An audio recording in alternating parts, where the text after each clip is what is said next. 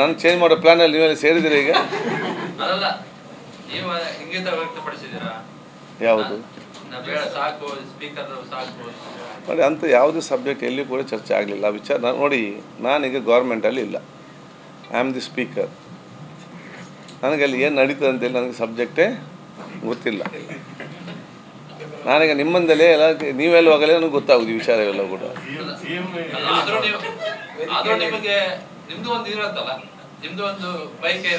ನೋಡಿ, ನಮ್ದೇನಂತ ಹೇಳಿದರೆ, ದೇವರು ನಮ್ಮನ್ನು ಯಾವ್ಯಾವ ಪೋಸ್ಟಲ್ಲಿ ಕೂತ್ಕೊಳಿಸಿದ್ದಾರೆ ಅಲ್ಲಿ ಸಂತೋಷಪಟ್ಟು ಅಲ್ಲಿ ನಾವು ಕೆಲಸ ಮಾಡೋದು ಇದ್ದಂಥ ದಿವಸ.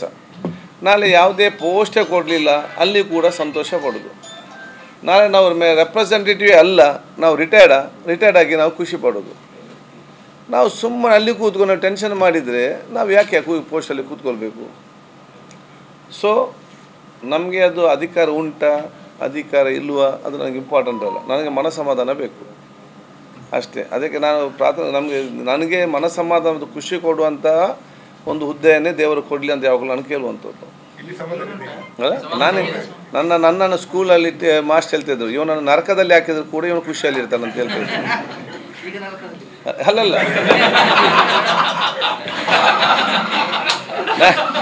ನಾನು ಹೇಳಿದೆ ಅಲ್ಲ, ನಾನು ಸಣ್ಣ ಪೋಸ್ಟ್ ಇರಲಿ ದೊಡ್ಡ ಪೋಸ್ಟ್ಗಿರಲಿ, ಇನ್ನು ಪೋಸ್ಟ್ ಇಲ್ಲದಿರಲಿ, ಇನ್ನು ನಾನು ರಾಜ್ಯಕ್ಕಿಂತ ನಿವೃತ್ತಿಯಾಗಿ ನಾನು ದೂರ ಇರಲಿ, ನಾನು ಹೀಗೆ ಇರ್ತೇನೆ, ಖುಷಿಯಿಂದಲೇ ಇರ್ತೇನೆ.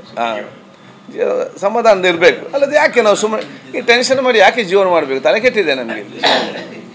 ಎಲ್ಲಿದೆ ಅಲ್ಲಿ ಖುಷಿ ಆರಾಮದಲ್ಲಿರಿ, ಏನಾಗೋದಿಲ್ಲ. ಇದೆಲ್ಲ ಪರ್ಮನೆಂಟ್. ಇವತ್ತು ಬರ್ತೇನೆ ಅಲ್ಲೆಲ್ಲ ಹೋಗ್ತದೆ.